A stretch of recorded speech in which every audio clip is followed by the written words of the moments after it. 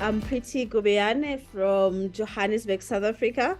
And the way of doing business by default of being in a village where community is everything was always had that social impact in it. So that's what went on to shape our founding of the eFama app, which is a marketplace that connects farmers directly to consumers and commercial buyers and also help them with quality assurance.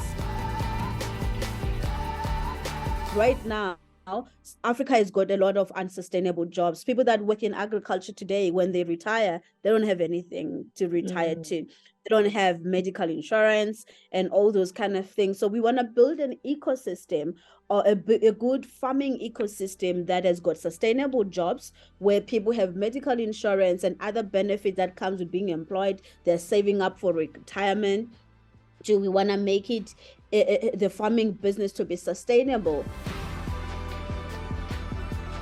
Through a mobile application. We just launched it 3 weeks ago, and already we've got 10,000 farmers that registered and 1,000 buyers that have already registered through our application. So now we connect them with middle income household that buy in bulk without the unnecessary middlemen and intermediaries that tend to eat up a lot on their profit margins.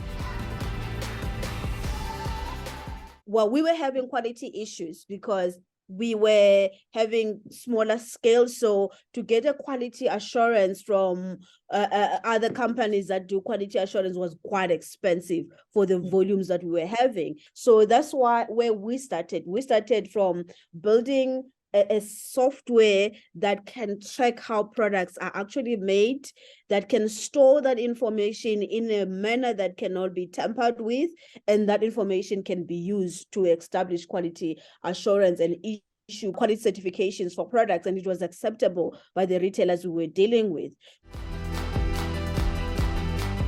Absolutely. So I think one of the biggest challenges what we were building was on the skill side. It was incredibly hard to find African-based developers. We have a small budget. We have a short period of time to achieve lots of things that have not really been done before with blockchain technology. So we would hire developers. They don't know what they are doing. We have to fire them and hire others, and that costs lots of money. So it was a trial and error. But right now we have a team of developers. They're amazing. And I'm very proud that we finished building the eFama app. 100% of our team was African. 100% of them were below the age of 30. So young Africans building solutions for Africa. That has always been the dream. The second problem that we are facing, we're working with farmers. They have a low literacy in terms of digital. So when we do your KYC, your customer process to onboard them and verify, and a lot of things that needs to be done with the farm and produce, we have to travel to each and every one of them. Some are in remote locations because none of them are going to receive a call and like, oh, send me your ID. They're not going to do that. They're not going to send you their certificates. It's good to get mentors so that you don't make unnecessary mistake. You can simply learn from other experiences. But I've come to realize that certain things you have to learn them yourself for you to actually know them. I've had to take a coding lessons myself because I'm not a technical founder, but I'm learning to code now because I have to understand everything that is happening. So you have to be teachable to learn, be willing to pick up a skill just like that. You have to understand that certain things are going to cost you money and time. Absolutely. So I think one of the things that I'm big on, I often say, if it's not going to cost you money, like for example, building your own personal brand on social media, it doesn't cost money. Anything that doesn't cost money, just make sure you do it. Invest in yourself, study, find platforms that are on-demand platforms where you can learn about your subject.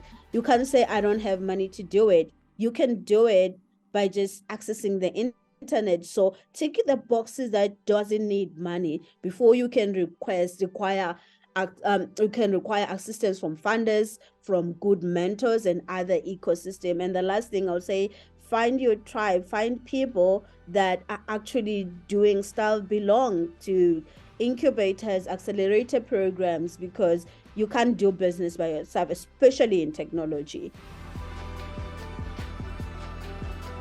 In 3 years from now, we want to be in at least from East Africa, West, South, and the North Africa. We want to be able to do that. We want to have reached our first 1 million users so that they can actually buy directly from farmers.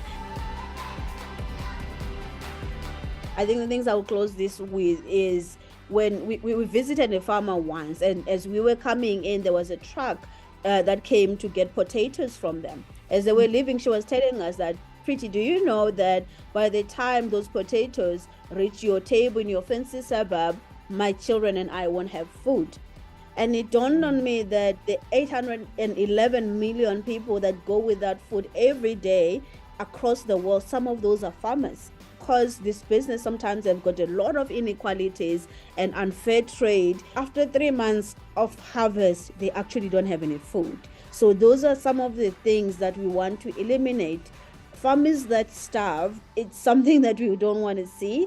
If we can have just 1,000 of farmers that no longer starve because of our platform, I think that will be an amazing achievement.